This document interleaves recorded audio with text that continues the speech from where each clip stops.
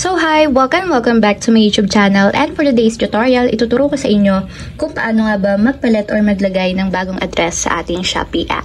But first, kindly subscribe to my channel and don't forget to hit the subscribe button and the bell to notify you for my new updates. And if you want to learn more, just keep on watching and let's start.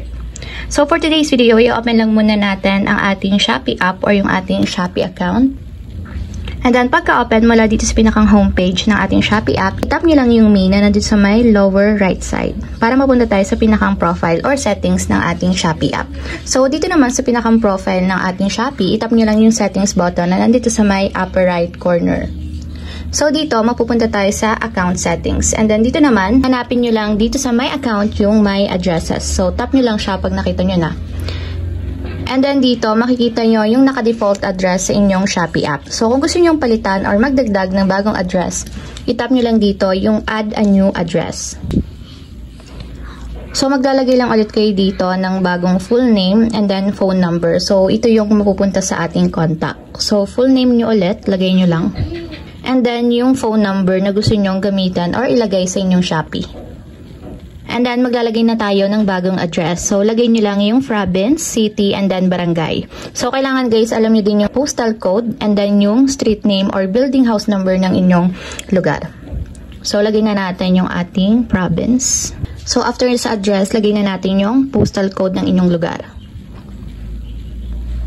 And then, yung street name or building house number. So, confirm nyo lang yung exact location sa Google Maps. So, tap nyo lang yung confirm.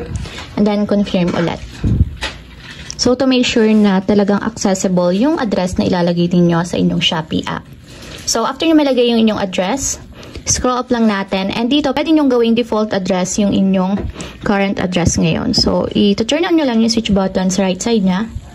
Katulad nito, para ito na yung magiging default address dito sa ating Shopee app.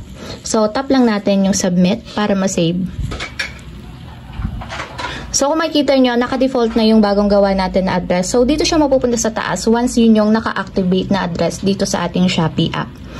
So, ayun lang, ganun lang kasimple kung paano nga ba maglagay ng bagong address sa ating Shopee app. If you have a question, kindly comment down below and don't forget to hit the subscribe button and the bell to notify you for my new update. And thank you for watching! Living life, every day, late at night, not okay.